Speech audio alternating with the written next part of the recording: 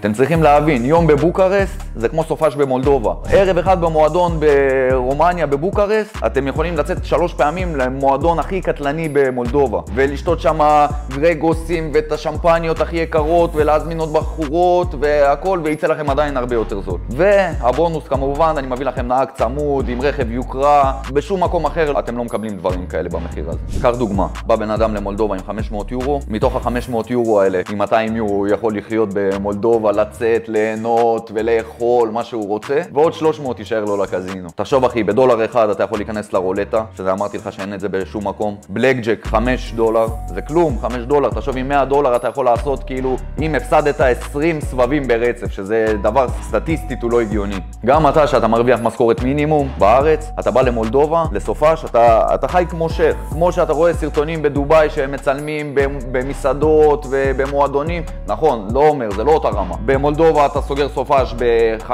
אלף שקל, כולל קזינו, כולל מועדונים, כולל הכל, ולדובאי רק עולה לך טיסה 4,000 שקל. מה תיקח?